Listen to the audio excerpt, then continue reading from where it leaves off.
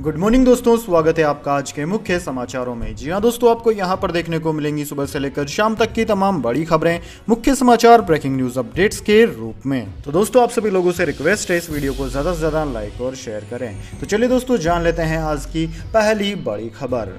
देश भूला नहीं है, कैसे मोदी सरकार ने लोगों को मरने के लिए छोड़ दिया। नड्डा के वैक्सीन वाले बयान पर खड़गे का पलटवार। जी हां दोस्तों, हिमाचल प्रदेश चुनाव से पहले कांग्रेस अध्यक्ष मल्लिकार्जुन खड़गे ने बीजेपी अध्यक्ष जेपी नड्डा के बयान पर पलटवार किया है। उन्होंने बीजेपी सरकार पर कोरोना महामारी के दौरान लोगों को मरने के लिए छोड़ने का आरोप भी लगाया।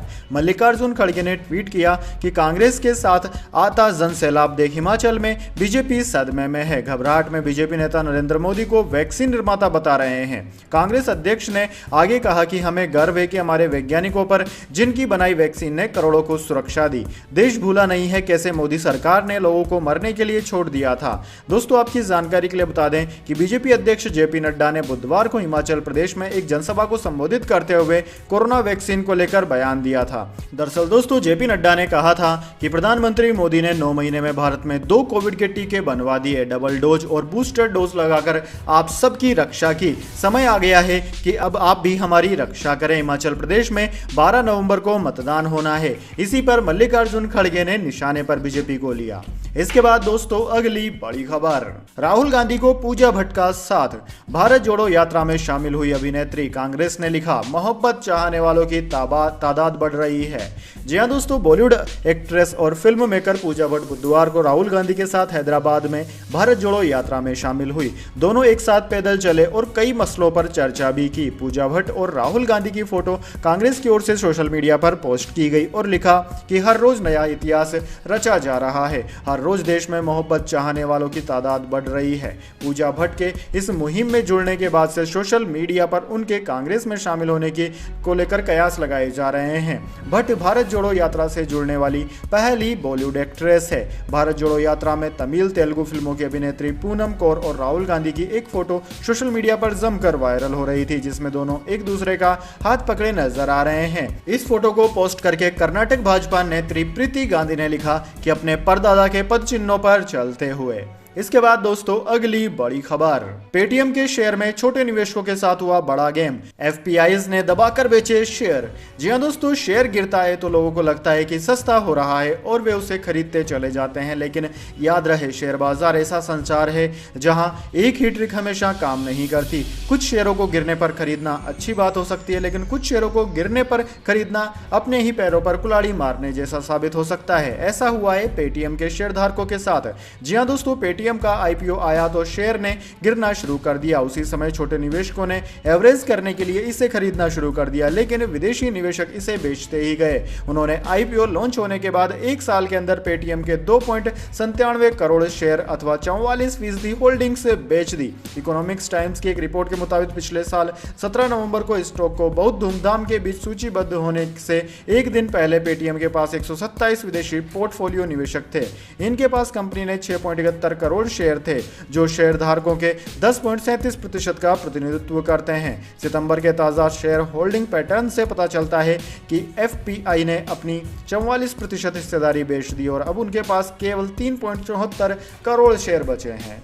इसके बाद दोस्तों, अगली बड़ी खबर। टीम इंडिया के चमत्कार के सामने बांग्लादेश ने टेके घुटने। सेमीफाइनल की दहलीज पर भारत। जी हां दोस्तों, टीम इंडिया के चमत्कार के सामने बांग्लादेश ने T20 वर्ल्ड कप 2022 के मुकाबले में भारत के सामने घुटने टेक दिए हैं। एडिलेड में खेले गए इस मुकाबले में भारत ने बांग्लादेश को 5 रनों से हरा दिया। इस मैच में पहले बल्लेबाजी करते हुए टीम इंडिया ने 20 ओवर में 6 विकेट गंवाकर 184 रन बनाए और बांग्लादेश को 185 रन का टारगेट दिया, लेकिन फिर बारिश आ गई और बांग्लादेश को 16 ओवर में जीत के लिए 151 रनों का संशोधित लक्ष्य दिया गया। जवाब में बांग्लादेश की टीम 16 ओवर में 6 विकेट पर 145 रन ही बना पाई और भारत ने यह मैच 5 रनों से डकवर्थ लुईस नियम के हिसाब से जीत लिया। टीम इंडिया अब 6 अंकों के साथ सेमीफाइनल की दहलीज पर पहुंच चुकी है। बांग्लादेश पर जीत के बाद टीम इंडिया ग्रुप 2 में टॉप पर पहुंच चुकी है। इसके बाद दोस्तों अगली बड़ी खबर, गहलोत की तारीफ पर भड़के पायलट, कहा बगावत करने वालों पर तुरंत एक्शन हो, सीएम की नसीहत, ऐसा बयान नहीं देना चाहिए। जी हां दोस्तों, राजस्थान के पूर्व डिप्टी सीएम सचिन पायलट ने मुख्यमंत्री अशोक गहलोत पर फिर हमला बोला है। पीएम मोदी ने कल गहलोत की जिस तरह तारीफ की उस पर तंज कसते हुए पायलट ने यहां तक कह दिया कि मोदी ने गुलाम नबी आजाद की भी इसी तरह तारीफ की थी, बाद में क्या हुआ सब जानते हैं। वहीं पायलट के बयान पर प्रतिक्रिया देते हुए गहलोत ने नसीहत देते हुए कहा कि उन्हें इस तरह की बयानबाजी नहीं करनी चाहिए। बुधवार को जयपुर में पायलट ने कहा कि प्रधानमंत्री ने कल जो तारीफ की, मैं समझता हूं वह कल का बड़ा दिलचस्प डेवलपमेंट है। इस तरह प्रधानमंत्री ने सदन के अंदर गुलाम नबी आजाद की भी तारीफ की थी। उसके बाद क्या घटनाक्रम हुआ वह हम सब ने देखा है, इसे इतना लाइटली नहीं लेना चाहिए। पायलट ने कहा कि 3 लोगों को नोटिस दिए गए। नोटिस के बाद यह जानकारी में आया कि जवाब दिए गए कि हमारी पार्टी अनुशासित है, इस पार्टी में हम सब के लिए नियम कायदे बराबर हैं। इसके बाद दोस्तों अगली बड़ी खबर, यही हमारी कहानी रही है, भारत से हार के बाद बांग्लादेशी कप्तान शाकिब अल हसन का झलका दर्द। जी हां दोस्तों, टी20 वर्ल्ड कप 2022 में बांग्लादेश को भारत के खिलाफ डकवर्थ लुईस नियम के तहत 5 रनों से हार का सामना करना पड़ा। रोमांचक मुकाबले में हार झेलने के बाद बांग्लादेशी कप्तान शाकिब अल हसन का दर्द झलक पड़ा। शाकिब अल हसन ने कहा है कि उनकी टीम हर बार भारत के खिलाफ मुकाबला जीतने के करीब आ जाती है, लेकिन फिनिश लाइन नहीं पार कर पाती। शाकिब ने मैच की समाप्ति के बाद कहा कि यही हमारी कहानी रही है कि जब हम भारत के खिलाफ खेलते हैं तो यह मुकाबला जीतने के करीब पहुंच जाते हैं, लेकिन हम लाइन फिनिश नहीं कर पाते। यह शानदार खेल था जिसका दोनों टीमों ने लुत्फ उठाया और हम यही चाहते थे।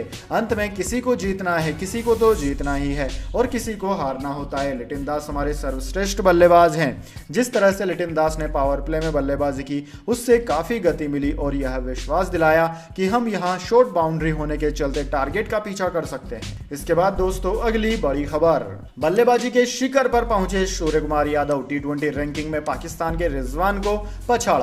जी हां दोस्तों, भारत के सूर्यकुमार यादव दुनिया के नंबर 1 टी20 बल्लेबाज बन गए हैं। वे आईसीसी की टी20 रैंकिंग में टॉप पर आ गए हैं।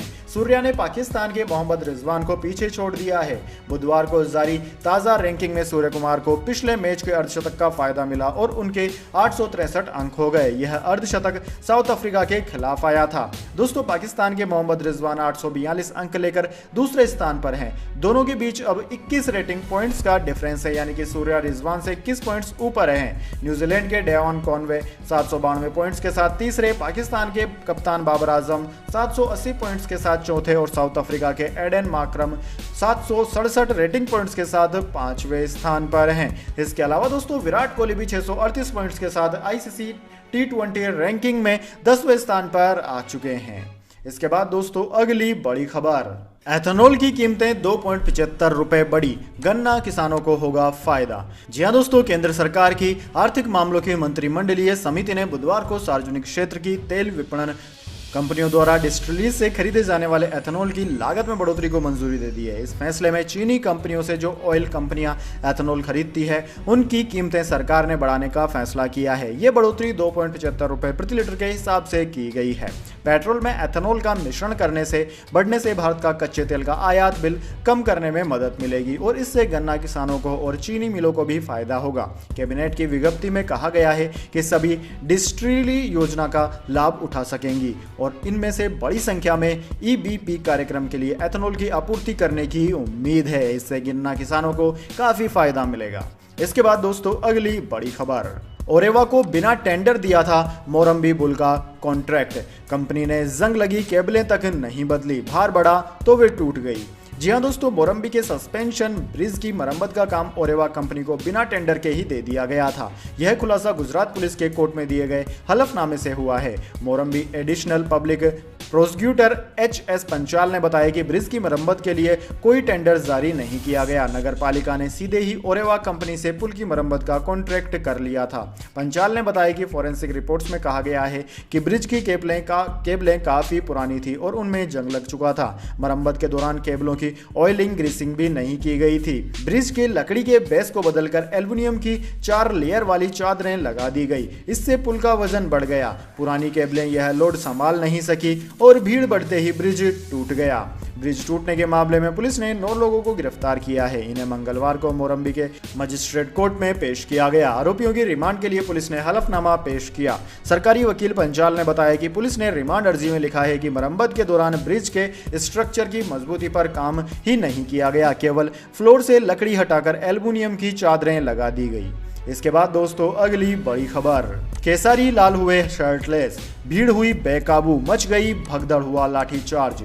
जी हाँ दोस्तों, भोजपुरी सुपरस्टार की बात हो तो केसरी लाल यादव का नाम सबसे ऊपर आता है। अच्छों को पीछे छोड़ केसरी ने इंडस्ट्री में अपनी खास जगह बना ली। एक्टिंग से तो हर किसी को जीत ही रखा था, लेकिन एक गाने से उनकी किस्मत ही बदल गई। देखते ही देखते वो ऐसे छाए कि आज उन्होंने सभी को पीछे छोड़ दिया है। दोस्तों, कभी अपने गानों से खलबली मचाते हैं केसरी, तो कभी अपनी फिल्मों से। उनकी एक झलक को लेकर फैंस भी बेकरार रहते हैं, लेकिन इस बार उन्होंने ऐसा रूप दिखाया जिसे देखकर फैंस बेकरार हो उठे। केसरी लाल यादव सिर्फ फिल्मों में गाने तक ही सीमित नहीं है, बल्कि स्टेज शो भी वह करते हैं। उनके बड़े बड़े कार्यक्रमों में हजारों की भीड़ उमड़ती है। इस बार भी बिहार के रजौली में हुए एक स्टेज शो में भारी भीड़ पहुंची थी। फैंस का ऐसा प्यार देखकर खेसारी भी गदगद हो उठे और भारी डिमांड के बाद उन्होंने स्टेज पर ही शर्ट निकाल दी, जिसके बाद उन्होंने सारी परफॉर्मेंस ऐसे ही दी। वहीं स्टेज से उन्होंने फैंस को कहा कि ऐसा कोई नहीं है जो उनके कपड़े उतरवा सके, लेकिन उनकी मोहब्बत ने उन्हें नंगा होने पर मजबूर कर दिया। वहीं दोस्तों खबर यह भी है कि हजारों की तादाद में केसरी को देखने पहुंचे लोग बेकाबू हो गए और इस दौरान पूरे कार्यक्रम में अव्यवस्था फैल गई। बेकाबू भीड़ से मची भगदड़ के बाद हालात काबू में लेने के लिए पुलिस को लाठीचार्ज करना पड़ा।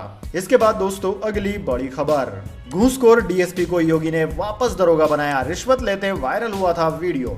जी हां दोस्तों, उत्तर प्रदेश में योगी सरकार ने रिश्वतखोरी के मामले में बड़ा एक्शन लिया है। जालौन जिले की पीटीसी ब्रांच में तैनात डीएसपी विद्या किशोर शर्मा का डिमोशन करके सब इंस्पेक्टर बना दिया गया। पिछले साल शर्मा का एक वीडियो वायरल हुआ था जिसमें वे झोले में नोटों के बंडल लेते देखे गए थे। वीडियो तब का है जब वे रामपुर में डीएसपी पद पर तैनात थे। आरोप लगे कि गैंगरेप के एक मामले को रफा दफा करने के लिए उन्होंने 5 लाख रुपए की रिश्वत ली। जांच में आरोप सही पाए गए। सीएम योगी आदित्यनाथ ने ट्वीट करके विद्या किशोर शर्मा का डिमोशन करने की जानकारी दी। दोस्तों, मामला 2021 दिसंबर का था जब उन्हें सस्पेंड कर दिया गया था, लेकिन अब उनका डिमोशन करके फिर से उनको नौकरी पर रख लिया गया है। इसके बाद दोस्तों अगली बड़ी खबर, पीएफ खाताधारकों की बल्ले बल्ले, खाते में डाला गया ब्याज का पैसा, सरकार ने ट्वीट कर दी जानकारी।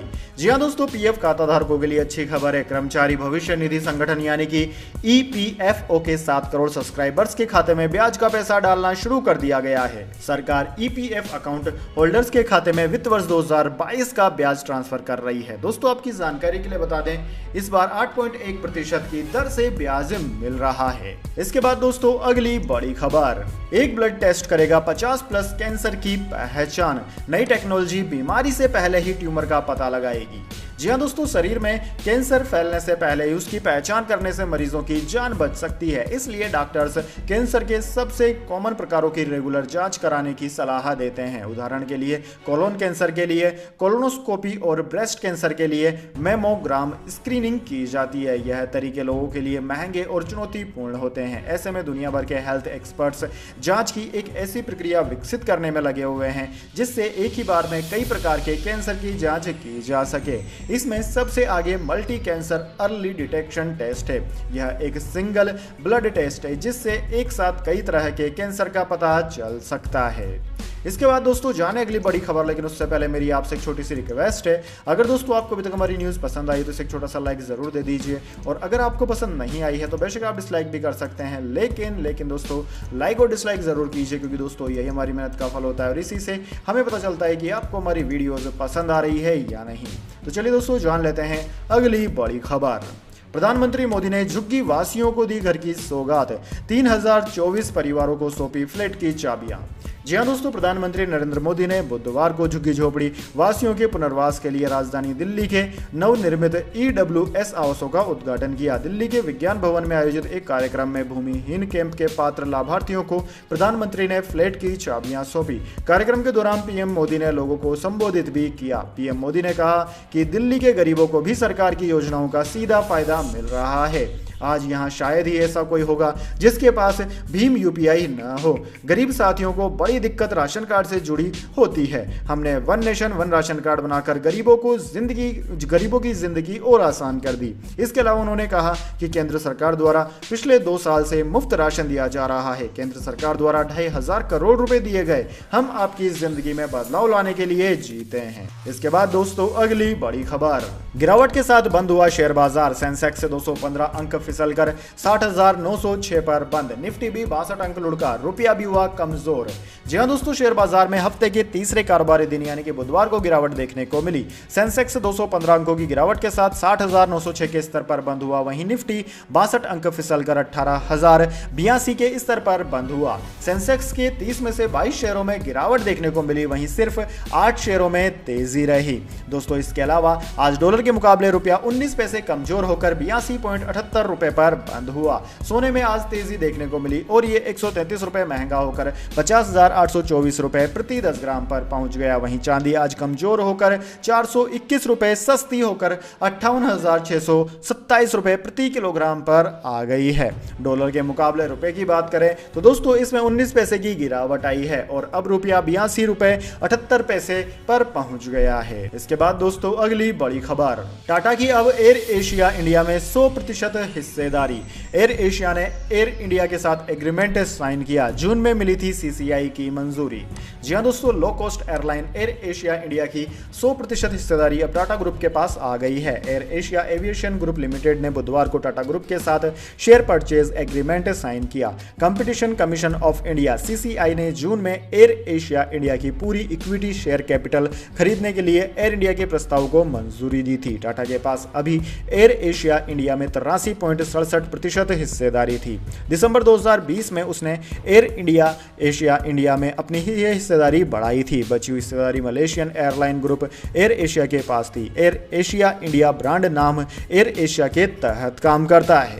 इसके बाद दोस्तों अगली बड़ी खबर, तालिबान ने छात्राओं पर कोड़े बरसाए। लड़कियां बुर्के के विरोध में यूनिवर्सिटी के बाहर प्रदर्शन कर रही थी।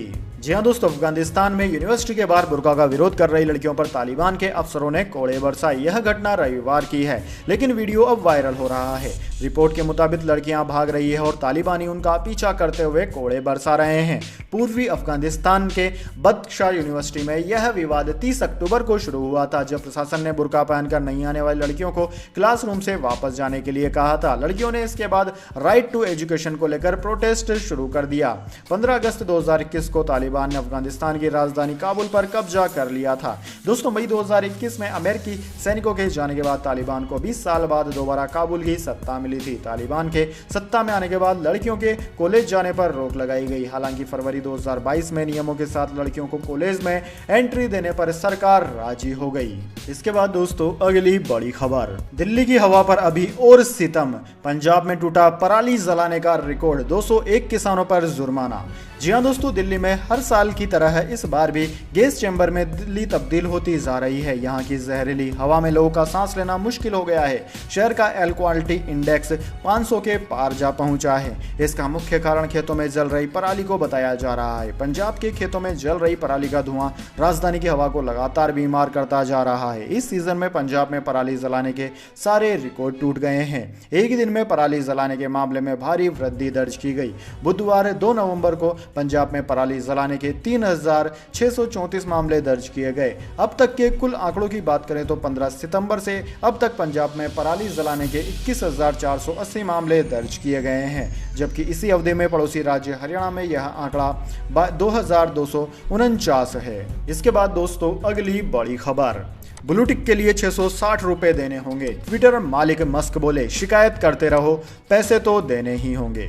जी हां दोस्तों, ट्विटर पर ब्लू टिक यानी कि वेरीफाइड अकाउंट्स के लिए यूजर्स को अब हर महीने $8 देने होंगे। यह चार्ज सभी देशों में अलग अलग होगा। 27 अक्टूबर को ट्विटर खरीदने के 5 दिन बाद मंगलवार रात को एलन मस्क ने इसका ऐलान किया। हालांकि उन्होंने इसका संकेत 2 दिन पहले ही दे दिया था, जब कुछ मीडिया रिपोर्ट्स में कहा गया था कि मस्क $20 वसूल सकते हैं। इसके जवाब में उन्होंने कहा था कि हमें कई कई तरह के बिलों का पेमेंट भी करना होगा। पूरी तरह से हम एडवर्टाइजर्स पर निर्भर नहीं रह सकते। $8 का चार्ज कैसा रहेगा? उधर ब्लू टिक पेड करने पर दुनिया भर से शिकायतें मिलने के बाद एलन मस्क ने साफ किया कि सभी शिकायतकर्ता कृपया शिकायत करना जारी रखें, लेकिन आपको $8 देना ही होगा। मस्क ने अपने बायो को बदलकर ट्विटर कंप्लेंट हॉटलाइन ऑपरेटर कर दिया। तो दोस्तों यह थी आज की तमाम बड़ी खबरें। इसके बाद दोस्तों बारी आती है आज के माइंड क्विज क्वेश्चन की। जी हाँ दोस्तों, एक आसान से सवाल का जवाब देकर आप जीत सकते हैं एक अमेजिंग सरप्राइज गिफ्ट हमारे यूट्यूब चैनल की ओर से। तो दोस्तों आज का सवाल आपकी स्क्रीन पर आ चुका है। गुरुदेव रविंद्रनाथ टैगोर ने भारत के अलावा और कौन से देश का राष्ट्रीय गान लिखा है? जी हाँ दोस्तों, अगर आप जानते हैं कि गुरुदेव रविंद्रनाथ टैगोर ने भारत के अलावा और कौन से दूसरे देश का राष्ट्रीय गान लिखा है तो जल्दी से उस देश का नाम कमेंट बॉक्स में लिख दीजिए। अगर दोस्तों आपका जवाब होता है एकदम सही और आप चुन जाते हैं लकी विजेता के रूप में, तो आपको मिल सकता है एक अमेजिंग सरप्राइज गिफ्ट हमारे यूट्यूब चैनल की ओर से। तो दोस्तों जल्दी से अपना उत्तर कमेंट बॉक्स में लिख दीजिए, वीडियो को लाइक कर लीजिए और चैनल को सब्सक्राइब करके बेल आइकन भी दबा लीजिए। धन्यवाद। वंदे मातरम। जय हिंद, जय भारत।